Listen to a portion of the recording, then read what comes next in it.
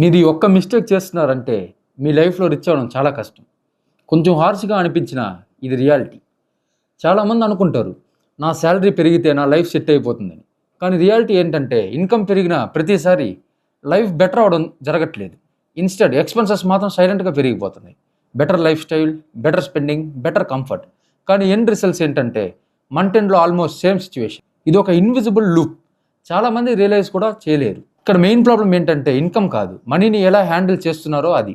ఇప్పుడు రిచ్ అంటే ఏంటని క్లియర్గా అసలు అర్థం చేసుకుందాం. చాలామంది ఏమనుకుంటారంటే బిగ్ హౌస్, లగ్జరీ కార్, బ్యాంక్లో క్రోర్స్. కానీ రియల్ డెఫినేషన్ వేరు. రిచ్ అంటే మీ డైలీ ఎక్స్పెన్సెస్ని కవర్ చేయడానికి మీ యాక్టివ్ వర్క్ అవసరం లేకుండా ఉన్నా కూడా మీరు ఎక్స్పెన్సెస్ని కవర్ చేసుకోగలిగితే అదే rich. That is called real richness. మరి ఇప్పుడు క్వశ్చన్ ఏంటంటే ఎందుకు చాలామంది అక్కడ దాకా రీచ్ అవ్వలేరు? Reason 1, income trap. లైఫ్ ఒక ఫిక్స్డ్ ప్యాటర్న్లో నడుస్తుంది. Study, job, EMI, retirement. Income పెరిగినా ఎక్స్పెన్సెస్ కూడా పెరుగుతూ పోతాయి. వెల్త్ బిల్డ్ అవ్వడం జరగట్లేదు. Reason 2, lifestyle inflation. Income పెరిగితే హ్యాపీనెస్ రావాలి, కానీ జరిగేది ఏంటంటే lifestyle upgrade. Better phone, better spending, better lifestyle, కానీ సేవింగ్స్ ఆల్మోస్ట్ సేమ్. రీజన్ 3 ఏంటంటే ఈఎంఐ మిస్యూస్. ఇది చాలా ఇంపార్టెంట్. ఈఎంఐ అంటే ప్రాబ్లం కాదు, కానీ చాలామంది ఈఎంఐని రాంగ్గా యూజ్ చేస్తున్నారు. ఈఎంఐ నెసెసిటీ కోసం యూజ్ చేస్తే యూస్ఫుల్, ఈఎంఐ షో ఆఫ్ కోసం యూజ్ చేస్తే డేంజరస్. ఫర్ ఎగ్జాంపుల్, వర్క్ కోసం ల్యాప్టాప్ కొనడం కరెక్ట్, డైలీ యూస్ కోసం బైక్ కొనడం కరెక్ట్. కానీ ఆల్రెడీ వర్కింగ్ ఫోన్ ఉన్నా కూడా కొత్త ఫోన్ కొనాలనుకోవడం, అలాగే జస్ట్ అప్గ్రేడ్ కోసం స్పెండింగ్ చేయాలనుకోవడం, ఇది గ్రోత్ కాదు, ఇది ప్రెషర్. ఈఎంఐ మనకి హెల్ప్ చేయాలి, మన లైఫ్ని కంట్రోల్ చేయకూడదు. సింపుల్ రూల్లో చెప్పాలంటే నీ కోసం కొనడం స్మార్ట్, షో ఆఫ్ కోసం కొనడం trap. Reason 4, financial knowledge lakh. Money గురించి బేసిక్ క్లారిటీ ఉండదు.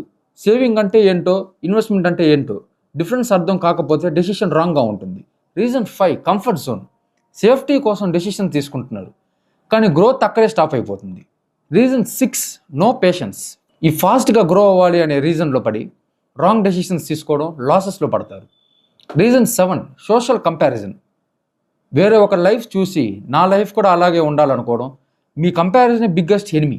అదర్స్ లైఫ్ చూసి స్పెండింగ్ చేయడం, ఓన్ గోల్స్ మర్చిపోవడం, ఇది చాలా పెద్ద మిస్టేక్. అలాగే రీజన్ 8, సింగిల్ ఇన్కమ్. ఇది చాలా important friends. Only one source income ఉన్నవాళ్ళు ఎప్పటికి కూడా రిచ్ అవ్వడం చాలా కష్టం. రిచ్ అయిన వాళ్ళు ప్రతి ఒక్కరు కూడా more than one income source అనేది ఉంటుంది. రిచ్ పీపుల్ థింకింగ్ చాలా డిఫరెంట్. రిచ్ పీపుల్ ఫోకస్ ఏంటంటే ఇన్కమ్ కాదు, అసెట్స్. మనీని స్పెండ్ చేయరు, మనీని గ్రో చేస్తారు, టైంని సేవ్ చేస్తారు. స్టెప్ బై స్టెప్ గ్రోత్ ఎలా ఉంటుందో చూద్దాం. ఇన్కమ్ ఇంక్రీస్, స్కిల్స్ డెవలప్ చేయాలి. స్పెండింగ్ కంట్రోల్ చేసి ఇన్కమ్ కన్నా తక్కువ స్పెండ్. ఇన్వెస్టింగ్ ఎర్లీగా స్టార్ట్ చేయాలి. మల్టిపుల్ ఇన్కమ్, సైడ్ ఇన్కమ్ని క్రియేట్ చేయాలి. డెప్ట్ కంట్రోల్, అన్నెసరీ ఈఎంఐస్ని అవాయిడ్ చేయండి. Long term thinking. మీరు చేసే ఏ ఇన్వెస్ట్మెంట్ అయినా, ఏదైనా లాంగ్ టర్మ్కి ఆలోచించండి. At least 10-20 years mind set. Staying rich. Rich అవ్వడం అంటే ఒకటి, రిచ్గా ఉండడం ఇంకా challenge. Life style control, investment continue, risk management, ఇవన్నీ చేస్తేనే రిచ్గా ఉంటారు. మిడిల్ క్లాస్ టు రిచ్ పాసిబులా? ఎస్, కానీ డిసిప్లిన్ చాలా అవసరం. First savings, then investing, then growth. Biggest truth ఏంటంటే income expenses equal to investment. కానీ మోస్ట్ పీపుల్ రివర్స్ చేస్తారు. ఫైనల్ థాట్, చాలామంది లైఫ్లో మనీ కోసం వర్క్ చేస్తారు, కానీ కొంతమంది మాత్రమే మనీని వాళ్ళ కోసం వర్క్ చేసేలా చేస్తారు. సో రిచ్ అవ్వడం అంటే లక్ కాదు, అది డైలీ డెసిషన్ రిజల్ట్ లాంటిది.